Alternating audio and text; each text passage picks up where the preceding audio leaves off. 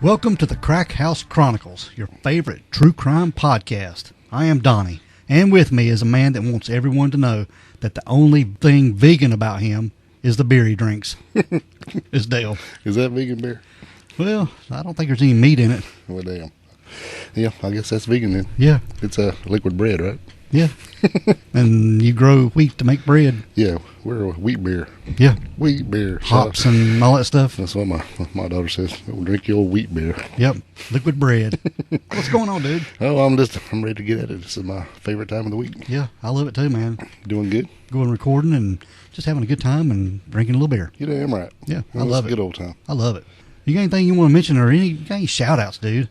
Yeah, we're going to give a few shout outs today. Shout outs? Shout out Thursday, or shout out whatever. Anyway, Yeah. We do have a couple of Apple 5-star reviews I would like to give a shout out to. Ooh. This podcast is one of my favorites of all time. It's the only thing that gets me through the long, boring hours of the workday. I have recommended you guys to all my friends, work with me, and they love it as well. Keep doing what you're doing. I love it. Much love, Alexis from Kentucky. That Kentucky. is 5-star. So, man, that is awesome. We really, really appreciate that. And if you guys could drop a 5-star for us, we would appreciate that too. And write something in the comment box. Right, because that way it'll let us know. Even if you just type a couple of dots or something, I think. Yep. It really doesn't matter, does it? Now, I have another one, which was a little wild. It was from Inwit. Nwit? We'll go with Inwit. How about that? Inwit 20. And it says, great show. Heavy breathing makes it better. Never change, guys. I have no idea what they mean. Me neither, dude. I guess we got a little bit something for everybody. Yeah, that's it. But we love it. And thanks so much for the 5-star. That is really cool. And final thing, we'd like to give a little shout out to one of our friends on Instagram who posted, I think it was yesterday or day before, from Empress Luger. It says, I'm really obsessed with this podcast. I found it a week ago, and I'm already up to episode 55. Whoa. So they were just mowing through. We have to get some stuff going before they catch up with us. But, man, that is really cool. And some of these I posted on our socials. You guys can check them out. And it's really cool stuff, man. I agree, man. If anybody wants to go on Apple Podcast and leave a rate and review, write something in the comments box. Yeah. That way it'll show up and we'll catch it and we'll give you a big old shout out. Yeah, let us know. And we want to give a big old shout out to all our friends in South Africa, Donnie. Yeah. Because according to Chartable, we are now in the top 100 in South Africa. Yeah. So shout out to all you folks in South Africa. But let us know who you are. Pop us on our social medias and we'll shout you out. To be listed on Chartable is a pretty big deal. Yeah, I think so. Yeah. It's really cool, man. I agree. Cool stuff. And well, actually, all of this stuff's cool, man. It's really kind of what we do it for, you know. I mean, they like we're making a lot of money or nothing, or money at all, actually. but it's just fun, and then to have people really appreciate it and then dig what we're doing, and we get this kind of feedback from you guys. It means the world to me. Yep. If you want to go to the store page and get you a T-shirt or something, go ahead and do that. It helps out. If you just want to tell your friends about us, that helps out too. That's right. Yeah, just pass the word along. And we do have a Patreon going. We're trying to build that up a little bit. If you Yep. want to jump over there and do that, and if you want to just give $1 or something, jump over to the web page. There is like a one-time donate button there as well for under the gas money button. Any of that thing, and I think that's enough of this running around. Let's get to it. All right, we're going to get into our episode, dude. And we always do an episode once in a while that pisses Dale off. And this one pissed him off. This is a pisser. This story pissed him off. But today we are talking about Davina Buff Jones. Yes. Now, Davina, she was born in Charlotte, North Carolina on July the 29th of 1966. Her parents were David Loy Buff and Harriet Buff. But she wasn't too fond of her name. She wanted to go by D. Right. But her dad called her Vanny. I believe he must have wanted a son here and was going to name him after himself, because even though he goes by Loy, his name is David, right? Yeah. Yeah, so he put the little Davina. I could be wrong, but that's just what I was thinking. But she wanted to be called D. Yeah. D-E-E. Well, that way she didn't have to explain her name every time anybody asked her what it was. That's the only Davina I've ever heard of. Right. Yeah. But she was the middle child of 2 other sisters. Yes. And I guess being a middle child, she sort of had to She was trying to live in the shadow of her big sister and not be compared to her younger sister kind of thing. Well, they just kind of get left out. The first one gets all the stuff, and the second one's like, and then you get the baby, and the baby's getting all the attention, so the middle child kind of get left out. But yeah, she was a middle child and I guess kind of left out. She was tomboyish. It was reported that she never had a problem attracting the attention of young men. Well, she's a cute girl. Yeah, very cute girl. And we're going to post pictures of her. But like I said, she was a tomboy, smoking, spitting. She would curse, and she could be brash and insensitive. And she wasn't the type to shy away from confrontation, Dale. Now, she was 5 feet tall in adulthood. Mm-hmm. And her hips were uneven. And that was something she was kind of self-conscious about. It's kind of wild. Yep. And she even hated wearing dresses because she felt they kind of accented her hips more and it showed her uneven hips. Right. Mm-hmm. Well, she was more of a tomboy, and she probably didn't wear dresses a lot anyway. No, she didn't. But she loved animals. Mm-hmm. And she was a pretty good horseback rider. And she wanted to be a veterinarian at one time. And when she grew up, and she actually spent her younger years working in her parents' restaurant. This was the Peddler Steakhouse in Charlotte, North Carolina. Mm-hmm. And real nice place. Yeah, I've been there, I know, at least once. And there she was the hostess. And it was reported that all the customers just loved her. And even the employees that worked there. And they said she had a real good personality for dealing with people. And a lot of celebrities went to the Peddler Steakhouse, Dale. They were NASCAR drivers, famous golfers. And it was reported that Michael Jordan and the UNC basketball team would be regulars there. Yeah, well, Charlotte's got a hub for NASCAR and all that stuff, so it's in a big airport there, so a lot of celebrities and upper ends going there, I'm sure. Yep, and Dee, she could be really outgoing, but she also had her kind of like a dark moments. And this was when there were 2 suicide attempts in her teen years. And one was her sister had saw her in her parents' room with a belt wrapped around her neck. Yeah. Yeah, when we talked about this, I was kind of on the fence about, I don't know about this being a suicide attempt. It's not like she's had the belt tied up to anything. It was just put around her neck. It wasn't like fastened, tightened or anything. Yeah. I get, maybe just what it looked like, but, I don't know. Yeah, sometimes, yeah. And then there was another time when she was in high school.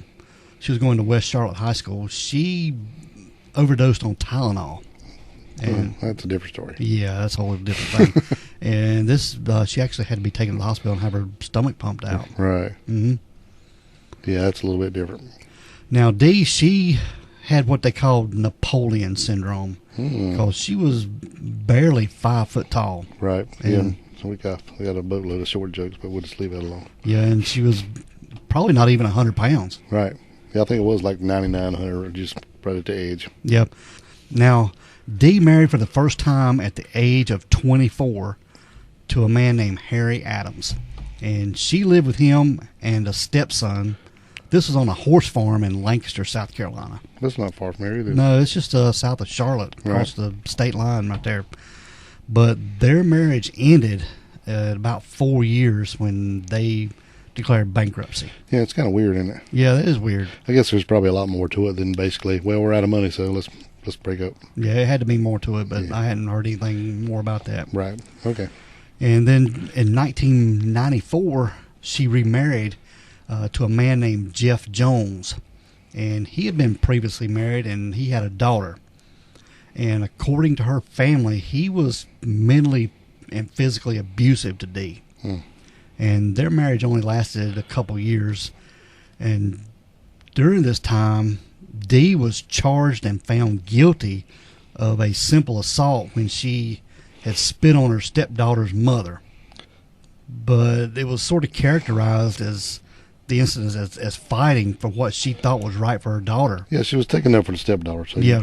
It's just one of them deals. I mean, spitting's a little rough, but, and whatever, and good for her for getting out of that marriage. You don't need no abuse. That's a bad thing. Yeah, but it was safe to say that Dee was She wasn't taking no shit. No, she was a hothead, no doubt about it. Let's put it that way. But good for her.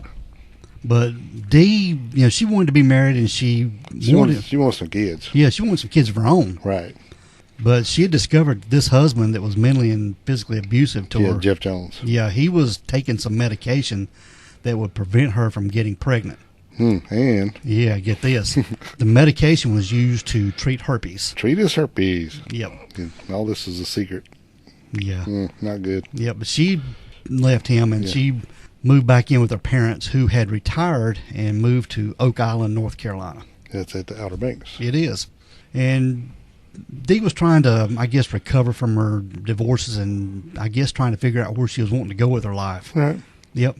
And she worked for a little while as a bank teller. She worked in a veterinarian office. She really wanted to be a veterinarian, so that was probably pretty cool for her.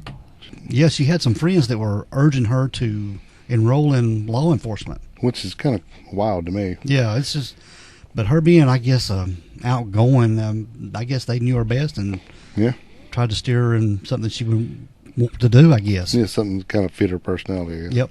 So she enrolled there in Brunswick Community College, but it was there she had a hard time, I guess, to her being so short, and she was picked on quite a bit. Yeah, I mean, during basic law enforcement training, I'm sure there was probably a lot of guys and just giving her a hard time. Yeah. So she quit the program and eventually enrolled in the same program at Cape Fear Community College. Right. And she graduated that in 1998 from with her law enforcement degree. Well, she showed she could do it, didn't she? Yeah. When I was talking to you, it's pretty wild. She had her hearing problems and then she had the thing with the hips, but I guess she overcome all that to be able to pass all the physical tests and everything to do it. So good for her. Yeah, she had a strong will about her. Ain't no doubt about it. Yeah. Somebody probably told her she can't do it, and that's probably why she did it. Yeah. But she was always trying to, I guess, improve herself and improve her personal life, too. Right.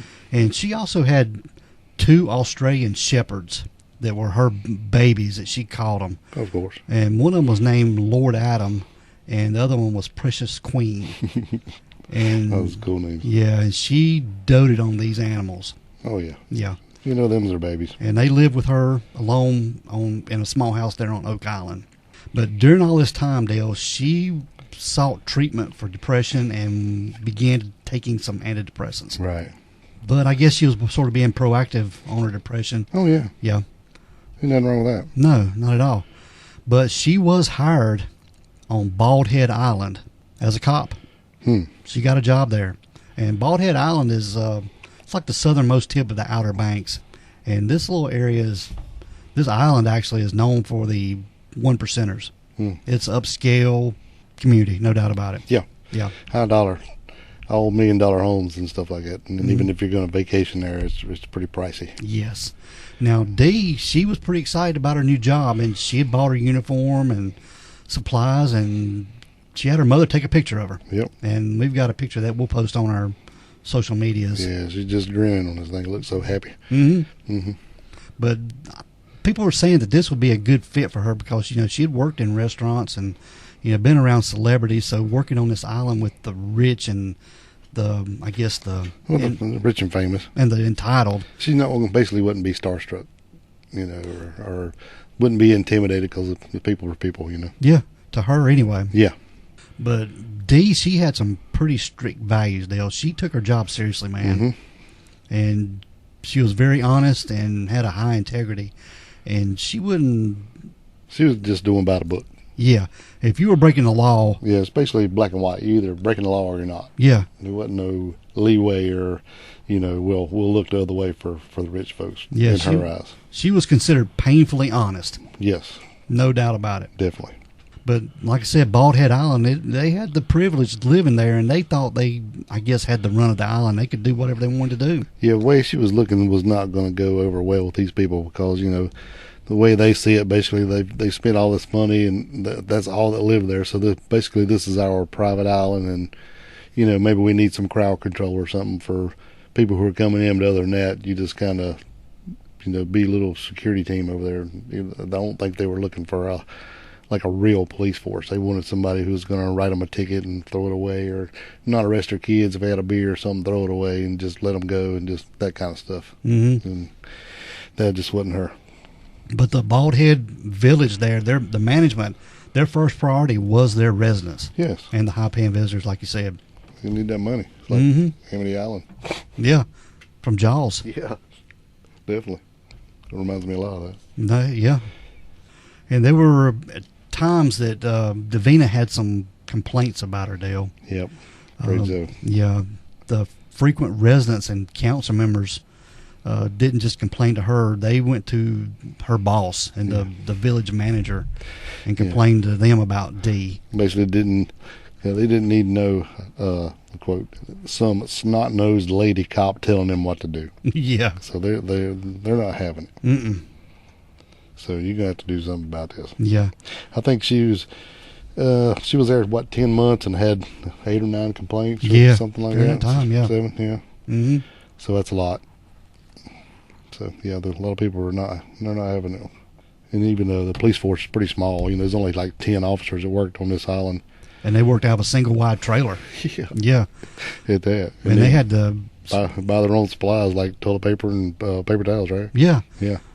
When they come to work. So, so they're not really funded there either. So you can tell they're basically we just want somebody that says they're cops here. Yeah. Which would be a cushy job if you was the cop, I think. I think it'd be a sweet job to be a cop on that island. Yeah, what are you gonna do? Nothing. Ride around and wave. Yeah. That's right. But there was the chief of police there. It was a female. Her name was Karen Grasty. Mm-hmm. And she at one point managed to get a supplier to discount them some radios. Yeah, because the ones they had were kind of crappy. Yeah, they were very crappy. But the village manager, his name was Wade Horn, he turned this request down. Yeah, wouldn't even buy them radio. No. So that's pretty bad. That's why... Just kind of show you what we're dealing with here. Yeah. We just sort of give everybody a background. Mm-hmm. But now, like we said, Davina was a pretty good police officer, but she was a rookie. And it wasn't uncommon for rookie officers to be, I guess, gung-ho. Mm-hmm. That's true. Mm-hmm. Out there trying to prove herself, especially when she's a little tiny. And it was at one point, she got involved with a group of teenagers, and she'd busted them, and they surrounded her and tried to physically intimidate her, but still threw out their alcohol. Right. But she got into a verbal confrontation with them, and I guess it just struck her wrong, and she used some profanity. Yeah. They probably trying to make her, because after all that, the ones that were drinking went and reported her for using profanity. And even though they were underage drinking... Yeah, they didn't get in trouble. No. Nothing was ever said to them, even though they were all underage. Yeah. But it was about this time that Karen Grasty, she was the chief. In my mind, I think she was just trying to protect Dee in a way and help her become more aware of what the residents wanted. Yeah, and their needs, I guess. Right, yeah. So what she did was she had her, I guess, go back into training. And, yeah, kind of, sort of, yeah. Yeah. But when she would be out on patrol, she had to ride with her partner. Mm-hmm. Yeah. That's pretty much what she did. And this was kind of humiliating to her. Yeah. Well, they tell her to do one thing, stand up and use your voice and be seen and la, and then when she does that, she gets told off for cussing and they bust her back down. So it's a hard place to be out there to try to prove yourself. Unless you're just going to be, like I said, ride around and wave her. Yep. But now, they didn't always ride together. Their vehicles were together on calls, but I think she drove a little Ford Ranger, and her partner, Keith Kane, he had a Chevy SUV. I think that's what he drove on the island. Yes. Yeah, Blazer. Yeah, she had a little truck, the only thing she could reach the pedals on, right? Mm-hmm. Yeah.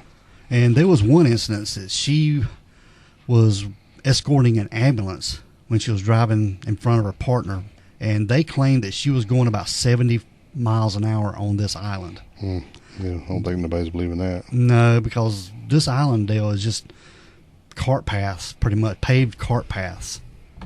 But they did reenact it, and they proved that she wasn't going 70 miles an hour. I'm sure. Yeah, because you just can't do it. Right. Probably going about 30, 35. Yeah, that's close to 70. Yeah. But she did overcome that, and they found out she wasn't going 70, but it was just more on her. Right. Now, she worked very close with fire and the EMS, and during this time, she was pursuing a sexual harassment claim against an EMS worker, and his name was Michael Ilvento, El Vento. El Vento. And she had met El Vento at an emergency call at a restaurant. And this is where a kid had fell off a golf cart in the parking lot. Right. And the kid was passed out, and Dee was holding his head trying to stabilize him so El Vento could put a neck brace on him. Correct. But Dee said he put the wrong size brace on him at first, and he was moving to get the right neck brace for him, and he ran his hand up her leg and then grabbed her crotch, rubbing his hand against her vagina. But she pushed his hand away and said nothing at the time. Right. Well, she didn't want to make a big fuss when he was trying to save his kid, I guess. Yeah, just try to handle the emergency and move on with it. Right. But she did report this incident to her supervising officer, who had also been her training officer. His name was Robert Willis. Right. And he had told her to just let it go. Yeah. Yeah, never mind. Don't worry about it. But it wasn't shocking to Dee at all, and she had butted heads with him for a while, and she didn't appreciate how he dressed her down in front of the officers. Right. That's crazy. Mm-hmm. Just humiliated her. But she did go ahead and pursue the sexual harassment suit. Mm-hmm. Now, Dale, it was reported that her partner, Keith Kane, he had warned her that the brass they were looking to get rid of her. Right. Because she had made too many waves with the locals, and she got in too much conflict with the department. She better keep her nose clean if she wanted to have a job. Right. Well, you can see that coming. Mm-hmm. Because everybody's bowing down to the locals. Yeah. But she was filling out resumes and applications for other places in North Carolina. Yeah. She didn't get out of there. Yeah. And Kane's warning was kind of hopeless, and she was starting to look for other positions to make it matters worse. Her personal life was just as messy as her professional life. Right. And Dee had some recent relationships that were equally as damaging as her marriages had been.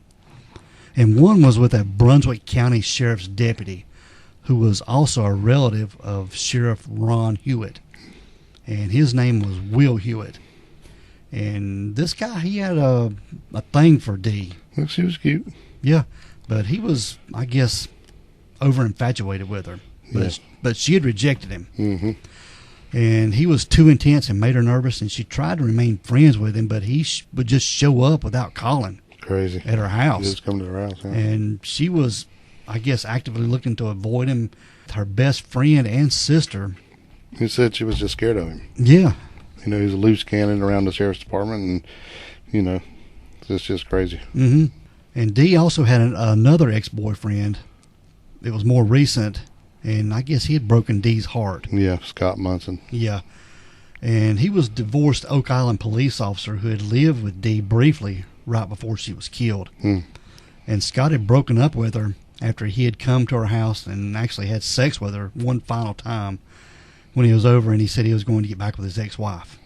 Yeah, I had to kill her, man. That was devastating. I'm sure she just felt like she was just being used. Yep. Yeah, not good. She got drunk one night, which she rarely did. Right.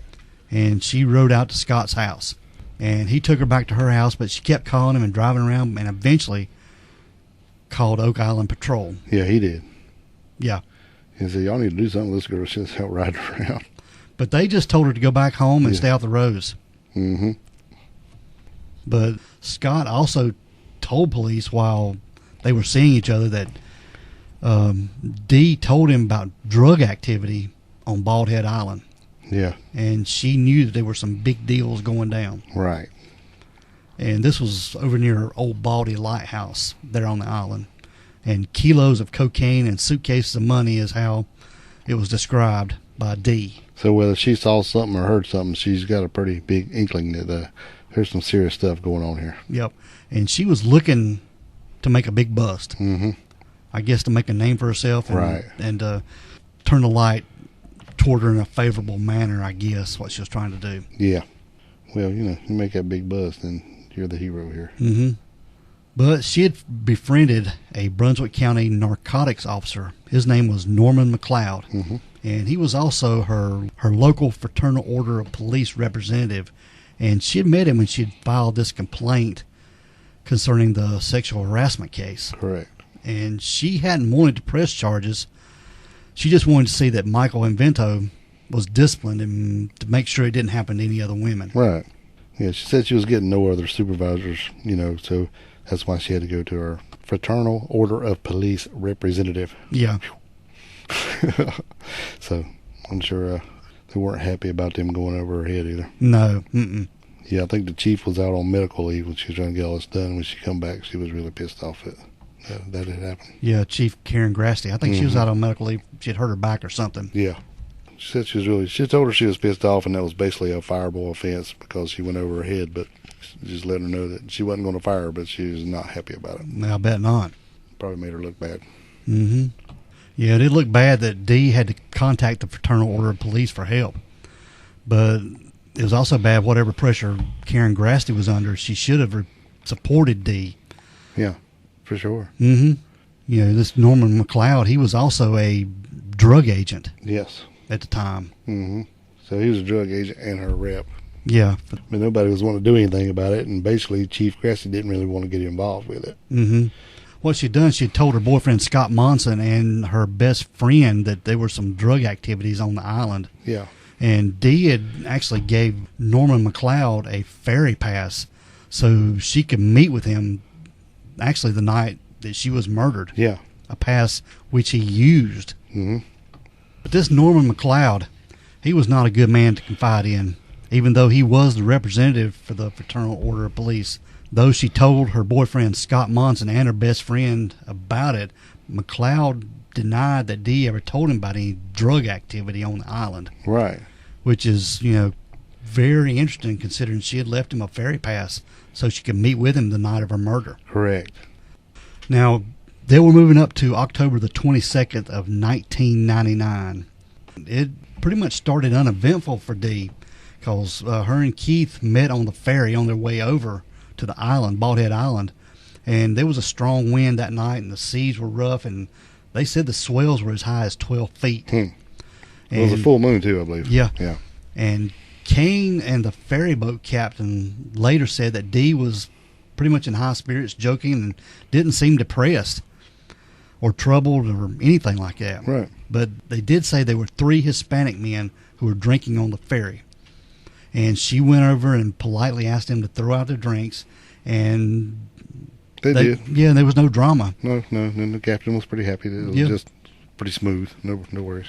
So when they got to the island, Dee and Keith did some paperwork and at the trailer there, and before going on patrol, and returned around 10:30.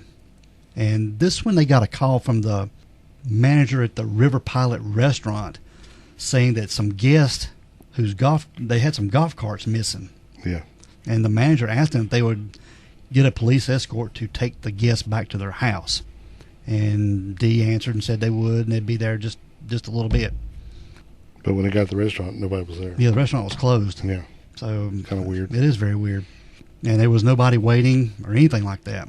And they went over to the restaurant next door. It's called the Ebb and Flow, and they didn't know anything about it either. Right.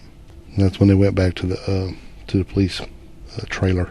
And it was just a few minutes before midnight. Dee was going out for dinner because it was their dinner break, but she had already eaten, so she went to call her, I guess, her ex-boyfriend that night. Yeah. And so I guess smoke a cigarette. And she was out cruising the island, and this is when she came up on Old Baldy Lighthouse. Correct. And she'd called CCOM, and we have that call right here. Yes. CCOM 4206. 4206. 10-4, show me out with 3. Stand by, please. And how do you have a gun here on Bowhead Island, okay? You want to put down the gun. Come on, do me the favor. Put down.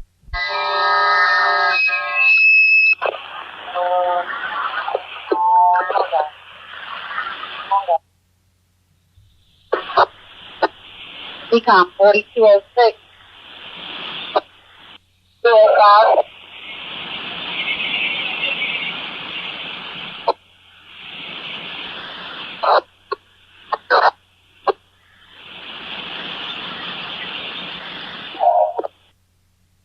CCOM 4205 and 6. CCOM 4205. Kevin said what she was out at. Negative. She started to advise and said 10-12, and then her radio keyed up, and I could hear her advising someone to put the gun down. I did not get a location.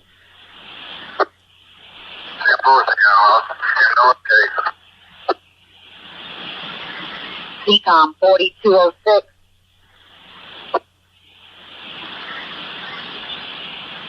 Someone unit told you traffic so we can make contact with 4206.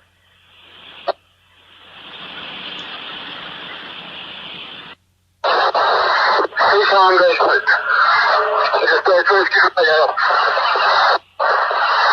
4205, you're advising you need rescue? CCOM, go ahead and start rescue. 10-14.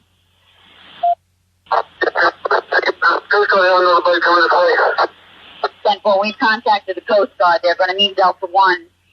Also, advise if you need anything further. I can be rescue here now. 10-4, they're en route. Now, these words said, CCOM 4206, show me out with 3. Stand by, please. And it was just moments later, there was another transmission that said, there ain't no reason to have a gun here on Bald Head Island, okay? Now, Dee's voice was pretty steady, and it was clear, and you could tell that she was calm. If it was any kind of situation, she was trying to de-escalate it. And then she said, come on, do us a favor, put down.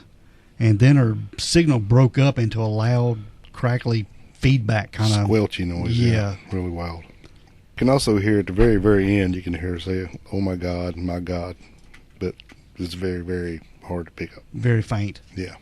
But you can hear her saying she's out with 3, meaning that she is approaching 3 people. Correct. After she says, stand by, please.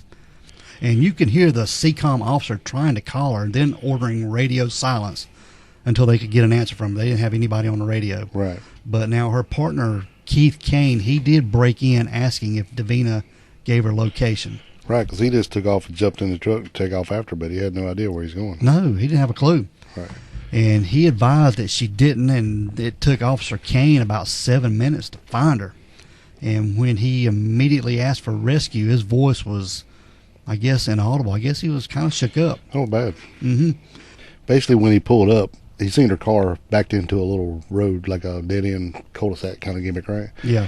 And it was backed in, but it was running with the lights on. And it's not unusual for a car to be there, because this is like where they go and sit and do paperwork or just crowd watch or take a smoke break or whatever. It's just not very unusual for the police car to be there. And this is just right next to the old Baldy Lighthouse. Correct. So he looked around. He didn't see her at first, but he did see the door open on the lighthouse. So he walked over to the door, shined his flashlight around in there a little bit. Didn't see anything. He shined the flashlight into her truck, and he noticed that her flashlight was still in the passenger seat.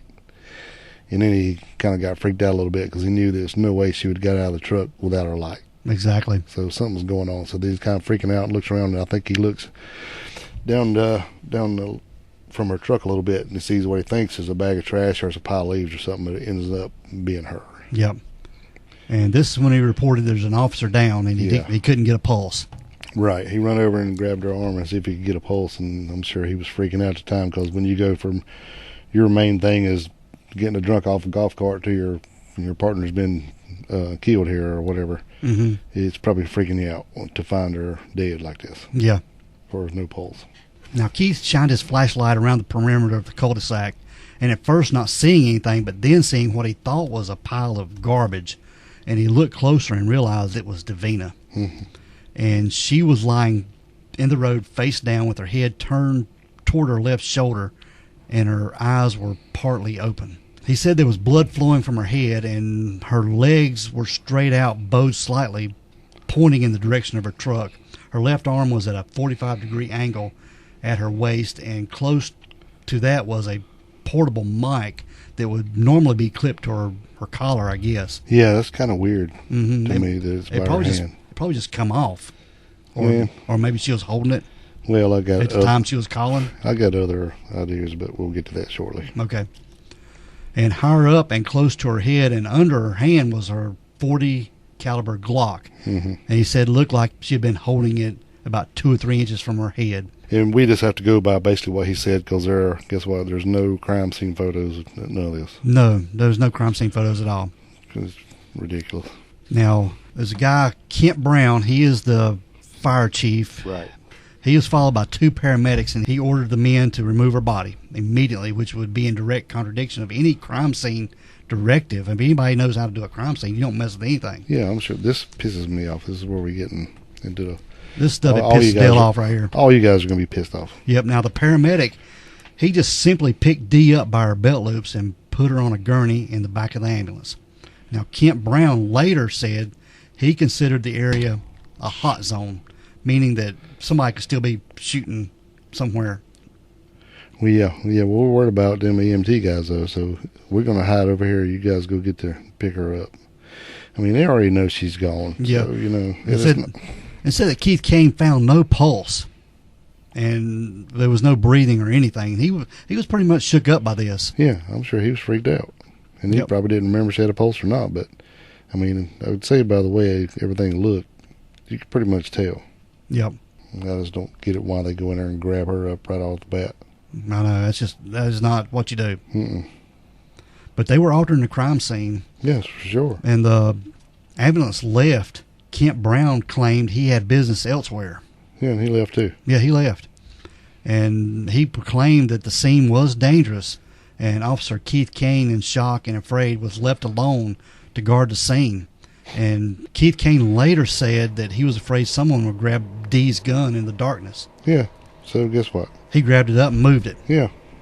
And he put it in the passenger floorboard of his own vehicle. Right. And according to some of them, some people said it had already been moved one time, but whether it got kicked when they were trying to pick her up or whatever, but it possibly had been moved twice. Yeah. So there you go. But yeah, they obliterated any fingerprints that might have been on her weapon. Oh yeah, I'm sure. You know, and I get it if he's scared, but damn, dude. Yeah. You got a gun too. Now, officers arrived and noted that there was a bloody palm print on the back of Dee's truck. Right. And there were drag marks in the gravel leading to her body. And it looked like she had been shot close to her truck and then dragged over to the side of the road, Dale. And her body was already moved and being transported to the ferry. So Chief Karen Grasty left the scene and rushed to get to the ferry. Yeah, she's trying to get to the body. Mm-hmm. And gave orders, on the scene to be secured and put Officer Robert Willis in charge to make sure nothing else was messed up. Yeah. So while all this is going on, Davina has been taken to the ferry to be transported over to the hospital on the mainland. But I don't know, dude. And even the employees from the Ebb and Flow restaurant had heard the gunshot and were ordered to the ferry to leave the island immediately. Right. So, but when they got to the dock, there she was. She was just laying there, uncovered, out in the open, on a gurney, just laying there. Yeah. In fact, one of these employees of the Ebb and Flow restaurant was a girl named Jamie Grasty. She was Chief Karen Grasty's daughter. Right. I mean, they didn't even have a sheet over the girl. Nothing. Mm-mm. Not, no body bag, no nothing, no sheet, no, just there. Here, everybody look at it. And they were really taking her to the hospital for treatment, even though they knew she was dead. Right. There was no compress on her head or anything like that. No, nothing. Yep. Pitiful. And they had moved her body to the depot office there on the dock, still uncovered and unattended. When Chief Karen Grasty and her husband got to the dock, they found Dee's body laying exposed on the gurney, being loaded onto the ferry. Yeah. But they took a sheet and covered her and placed the gurney between them, clinching them together, I guess to sandwich her between the sheets. Right. To protect her over on the ride. Yeah. Yeah, apparently they didn't have a body bag, so they just made a makeshift one out of a couple of sheets after she'd been laying there for who knows how long. Mm-hmm. Pitiful. Yep. And they were moving her to get her treatment. That's what blows my mind. That was the excuse that they took her out of the so-called hot zone. Mm-hmm. Yeah, that's why the EMT guy said, we got to get her out there, load her up now and take her. And then just took her down to the ferry and left her sitting there. Yep. On the gurney. But they knew she was pretty much dead. Oh, yeah. Now, back at this crime scene, officers had arrived, and Fire Chief Kent Brown suddenly arrived and cleaned out the back of the ambulance again. Why was this urgency? I mean, what the hell? Yeah, where did he go? Nobody knows. He just had something to do, and he came back. And then came back and then starts cleaning out the ambulance. An hour later. Yeah.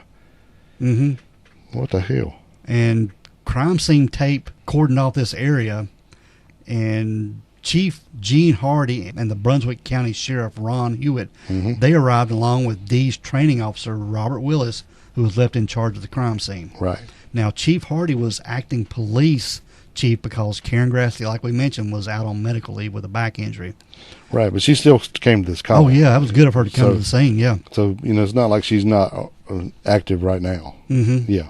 But Dee was taken to Dosher Hospital in Southport, and a preliminary investigation by medical examiner Doug Hiltz noted her height and weight, and furthermore drew the head wound wrong, even adding a non-existent exit wound.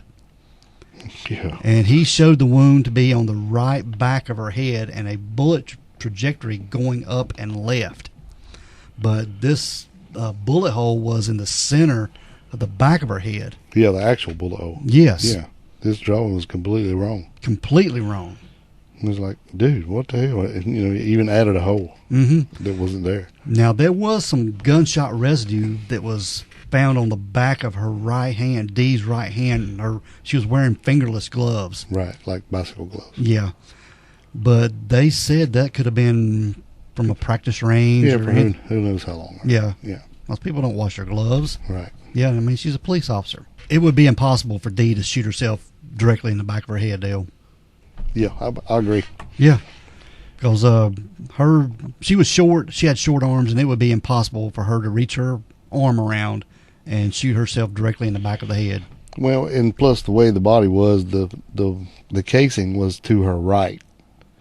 So if she would have flipped the gun upside down and held it like that, it would have went the other way. Mm-hmm. So none of this is matching up, and they're really trying to push this suicide angle. Yeah. And I ain't buying it. No. Because he drew when he first drew the first one he drew, the hole was right below her ear on the side, which would be fairly simple. Mm-hmm. But the actual hole was dead center back of her head. So that was, that's a little bit different. Maybe she could flip it over and hold the gun with both hands behind her head, but that's a little, why in the hell would you do that? If you're just going to kill yourself, just pull it out and shoot yourself. Yeah. But they were saying she committed suicide. This was the angle they were going for because they were pulling in her mental instability. Yeah. They were using all that, saying that she committed suicide. Yeah. And all of her past relationships, they were bringing that into play too, Dale. Yeah, I still don't. Now, Dee's body was sent to Jacksonville for a formal autopsy. And at 10:30 on a Saturday morning, some 10 hours after her murder, medical examiner C.L. Garrett conducted the first autopsy, and witnesses and photographs, he actually drew the bullet wound wrong, but it was in the right spot on the back of her head. It was just drawn upside down, which I kind of get that, especially doing something upside down. Yeah. But at least he did draw it in the right place. Correct. I don't know why you draw it upside down, but yeah. Okay. But now the back of Davina's head, incidentally, and even more suspicious, the police refused to let Dee's family see the autopsy photos. Yeah, I'd be flipping out. And they would never have seen the wound for themselves had the funeral home not allowed them to view her body. Yeah, because she was going to be cremated. And luckily, the funeral home guy let her view the body before it happened, and they went in, and that's when they saw where the bullet hole was. Yeah. So they knew. Can you imagine going there and seeing your kid? No. I can't even imagine. Mm-mm. Now, Ron Hewitt and District Attorney Rex Gore, they met with Davina's family at their home, and this is when Crocker insisted the wound was closer to her right ear, and Hewitt and Gore backed them up. But Dee's sister, Tanya, she sort of got them in, and she told them that they saw it. Yeah. You can't lie to me. We saw it. Yeah. And it was like, how did you get to see it? We thought she was cremated. Yep. But according to them, the funeral director let them go see Dee's body. So then they all shut up. Yeah, they got to changing her story a little bit and change the subject a little bit. So there's a lot of shit going on here. Yeah.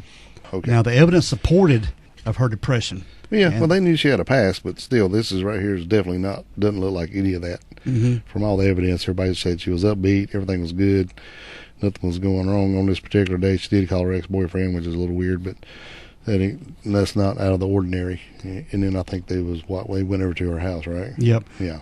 Now, the family knew of Dee's depression and suicide attempts when she was a teenager, and they had not heard the police tape yet of Dee's call, but they had already seen what was found at Dee's house on her kitchen table. Right. And this was a to-do list, and it was for that Saturday, and they had noted that she needed to buy some heartworm pills for her dog and some laundry detergent and pick up some things at the store and take care of some repairs on her truck. Yeah, even had put oil in truck and then had to have shocks replaced, and even had a quote from a garage and some other stuff. So it's not your basic suicide note. No, because you had stuff to do. You're not going to write a suicide note, dude. Right. Mm-mm. And even her boyfriend that she had, Scott Monson, said she was not suicidal, right, or even depressed, and she was resolved to just find another job and move on and get the hell out of there. Yeah. Right. Getting back to the crime scene, Dale, let's talk about a little bit more about that. Yeah, let's do. Yeah. Now, after seeing Dee's body safely to the hospital, this Chief Karen Grasty, she returned back to the crime scene about 12:30 p.m. and the crime scene tape was gone. Yeah. And the area had been hosed down. Yeah. And this woman, she was pissed. Yeah, rightfully so. And all the evidence was destroyed, and not only that her direct orders had been ignored, the scene was hosed down from the hose of the fire engine Kent Brown had brought to the scene. Yeah. You know, and they even had ordered him to move that damn truck and get it out of there, but he didn't take it out, and they ended up using the hose to hose down the whole damn scene. Yep. Because they had a high-profile wedding was scheduled for the next morning, so they had to get all the blood and everything out of there to make it look good for the residents. Yeah, this was Saturday, going into Saturday, and I think the wedding was scheduled for Sunday, but that Saturday I think they were going to have pictures made, and it was a pretty prominent family that was having a wedding there on the island. Yeah, so let's just screw the crime scene because we got to have some photos. Yeah. What the hell? Yeah. You know, and they didn't even... The handprint, everything was gone. Yeah, everything was gone. They didn't save nothing. The skid marks, everything. There was no. Let's put it this way: the visitors next day at the lighthouse had no idea that a police officer had been murdered that night. Right, and it was like over 70 tourists had came to go see Old Baldy that day and everything. Nobody knew anything. They didn't know nothing about it. Mm-mm. All the droplets of blood, drag marks, were washed away. Yep. So there was only a few pictures taken of the drag marks and the bullet casing, and that was about it. Yeah, and they're not very good quality. No. It was just dark. Pretty sad. Pretty shoddy damn police work. By 11:30 that morning, rumors of suicide, they were starting to spread a little bit. Yeah, they're trying to get that in everybody's head. Specifically, this Norman McLeod, he was her fraternal order of police guy and the drug agent who was supposed to meet Dee that night. He was the one telling doctors at the hospital that she had been depressed and distraught over a relationship and her work. Yeah, I think he's in on it. Yeah, I swear I do. Yeah, we've talked about this offline, and it's pissing me off. Yeah, yeah. And he said he denied he was on the island to meet Dee, but he did use that ferry pass. Right. And he was even seen by Ebb and Flow restaurant employee Karen Grasty's daughter, Jamie, wearing camouflage. Yeah, wearing some camouflage. And he used the pass to come over there. She gave him, and then shows up in camouflage. Yep. Just hours before Dee's death. Mm-hmm. And he seemed bent not only insisting Dee committed suicide, but that her problems included the sexual harassment suit were to blame, and he insisted there were no complaints of drugs on Bald Head Island. Mm-hmm. Yep. So he's just sticking to the damn the plan here. Yep. But they had also asked him where he had been, and he'd been with the sheriff on a raid on Turkey Trap Road. So if there was no drugs, what kind of raid was he on? Right. And he said he broke his foot or something, right? Yeah. And he went to the hospital, I guess, to get an x-ray or a brace or something. Right. And that's when he said, supposedly got the word of her murder.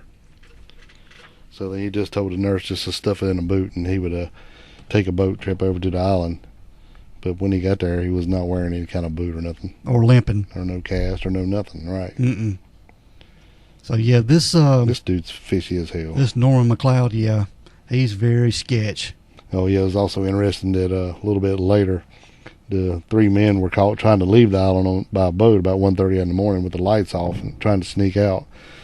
But they were given gunshot residue tests and let go. But it ends up it was the same 3 guys that she had made pour out their drinks earlier in the night. Yeah, but this Sheriff Ron Hewitt, he was questioned about that decision. Later claimed that the men were upstanding church-going men that he knew, but in fact, all 3 had pretty long rap sheets, including drug trafficking. A lot of drug trafficking. Yes, but these men were the 3 Hispanic men. Yeah, that were on the ferry. That's right. I'm telling you, man. Them 3 dudes and this so-called narco guy, I believe that, and then the manager guy, I think they're all in on it. Mm-hmm. She uncovered some kind of big drug thing going on here, and they made her pay for it. Yeah, she was silenced, though, no doubt about it. Right. Yeah, sorry to bust off in a tangent there. That's all right. Also, Dale, there was an eyewitness who saw 3 men speeding away from the direction of the Old Baldy Lighthouse on a golf cart without lights. Mm-hmm.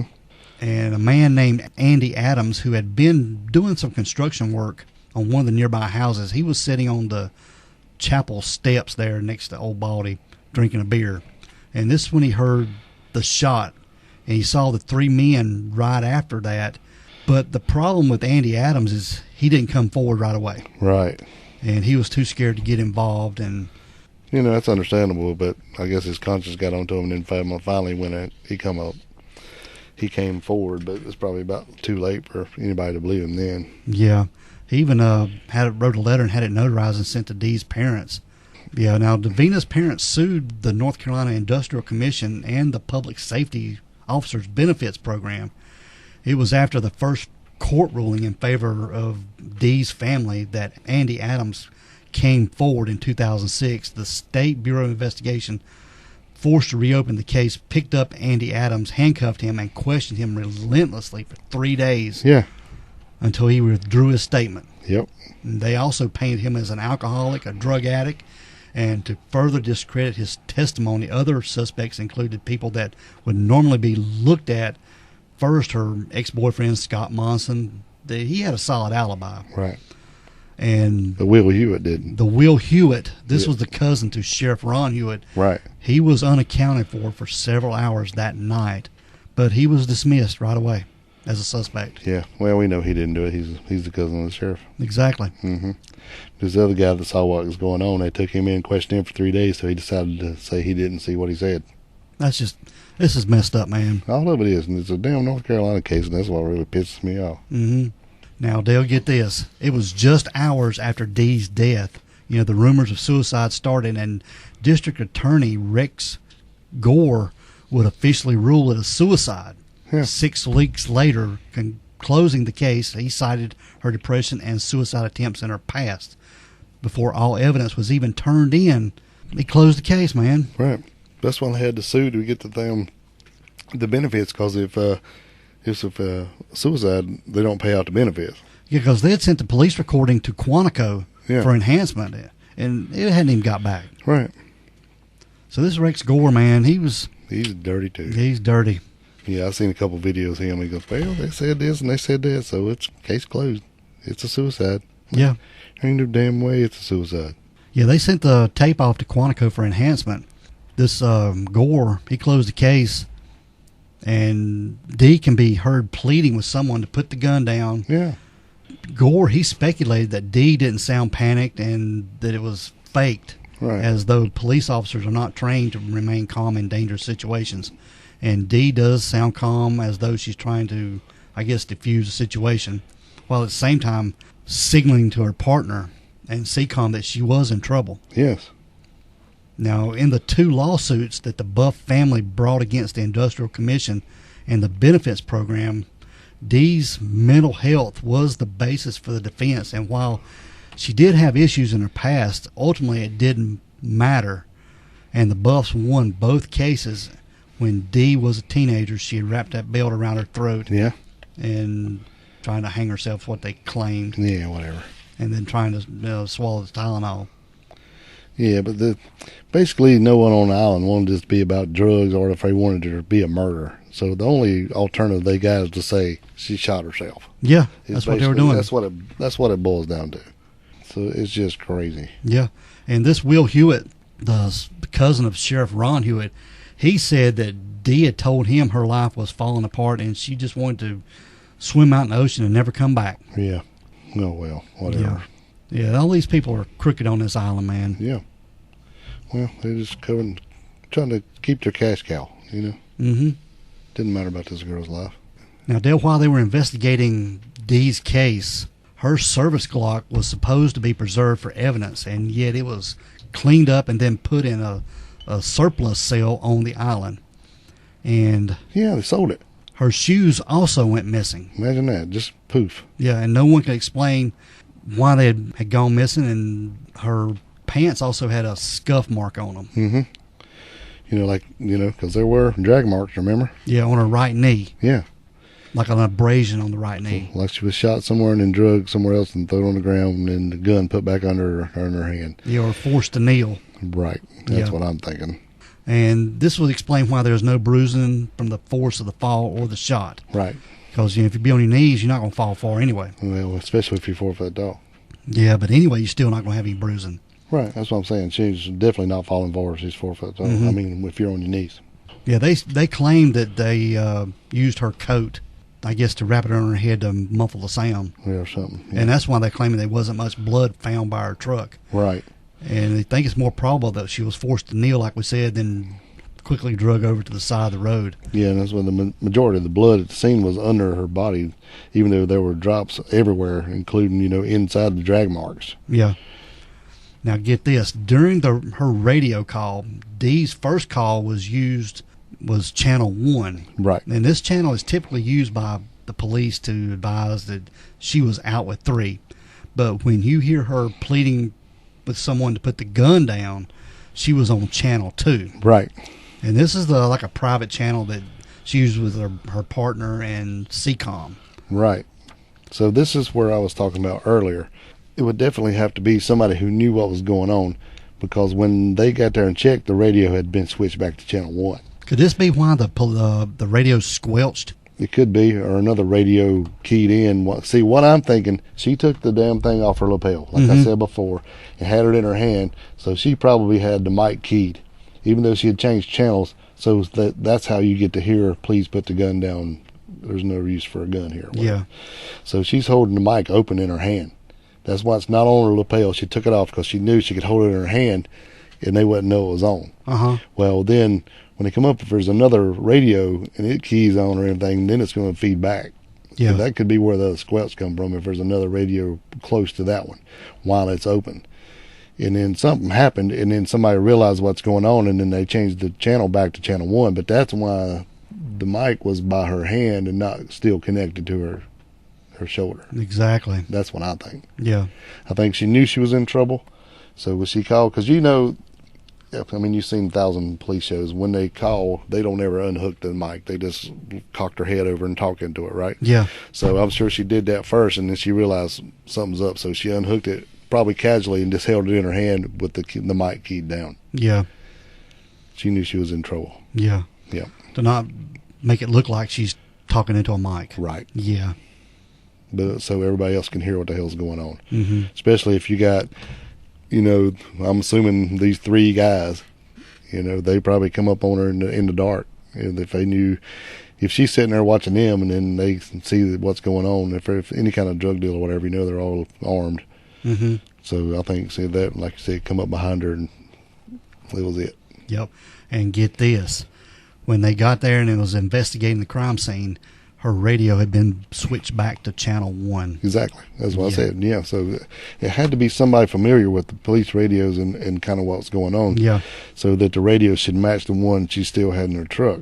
So maybe, the squealing came from there, but it's definitely something fishy going on with the damn radios. Yeah. So I'm sure that's what happened, is she had it in her hand and keyed up the whole time. Mm-hmm. That's why you could hear them say, there's no need for no gun. So somebody was there and somebody had a firearm. Now, Chief Karen Grasty, she fought tooth and nail for a better investigation, and she was blocked by the sheriff and the DA. And the SBI, man. Yeah. It don't make any sense. Mm-mm. It's all about money. And after she found the crime scene washed down, Chief Karen Grasty said she raised hell, and they sent her home. Yeah, they told her to shut up and just go home. Yeah. Yeah, this crooked as shit, man. Yeah, all of them. And they told the workers at the River Pilot Cafe and Old Baldy Lighthouse that they were not to talk about the case to anyone or they'd be fired. Yeah. Sure it is. Mm-hmm. And what's really crazy about this, Dale, all these people that involved, they didn't last too long after all this. Nope, and Karen just magically was granted her disability for her back just a few months after this, and she was gone. Mm-hmm. A couple people got demotions or asked for one just to get out of the middle of this, and the other ones are just gone. Yeah, that is crazy. Mm-hmm. And Keith Kane transferred to Brunswick County Sheriff's Department. Get the hell out of there. And Fire Chief Kent Brown resigned at the request of the new village manager. Well, I guess so. He's Yeah. the one that come in there and blowed all the damn evidence out Yeah. after being told not to. Yep. Now, it gets a little bit better. Ron Hewitt, the sheriff, he was brought up on federal charges for obstruction of justice, and he was accused of sexual harassment, witness tampering, and embezzlement. Yep. But he did plead to one charge of obstruction and served a year in 2007. Yeah. And he was brought up on charges again in 2014 for stockpiling guns. Yeah, I think anytime they took a gun from somebody, he just took it with him. Didn't Yeah, he made it his own. he? Yeah.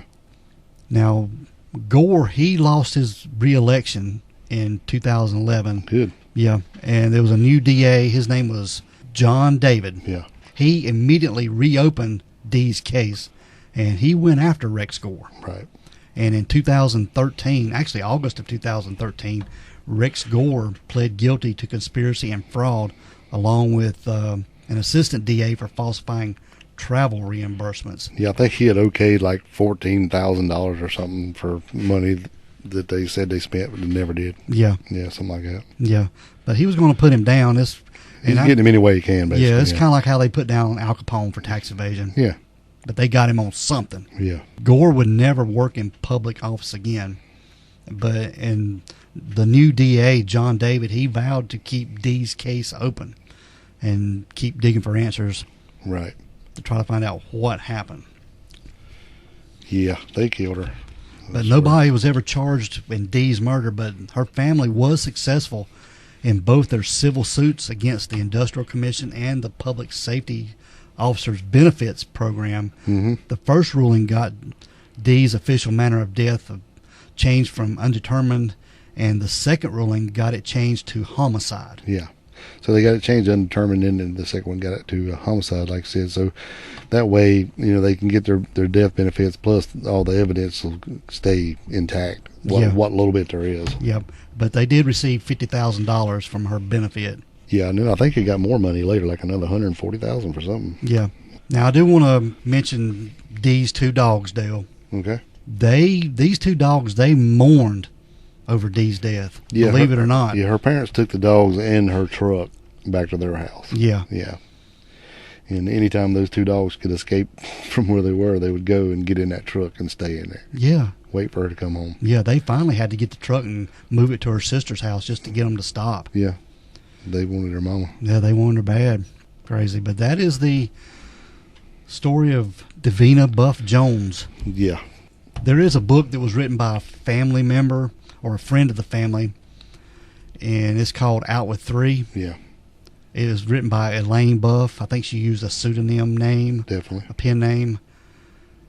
But it's a It's a very good read. very good read. A lot of details. Yep. But that is the story of Davina Buff Jones, Dale. Yeah. It's pretty damn sad. Mm-hmm. I mean, all she went through to bust her ass to become a cop, and all she wanted to be was a good cop. And when she became a good cop, they killed her for it. And Yep. Can't make me believe no other way. But I do believe that Dee knew something about the drug deals going down. Yep. And she was close to finding out something. Yeah. And they knew it. All right, we're going to get out of here. Let's do it. I need a beer. Yeah. We want everyone to be safe, Be careful and always be aware of your surroundings. Because the next episode could be about you. This is the Crack House Chronicles.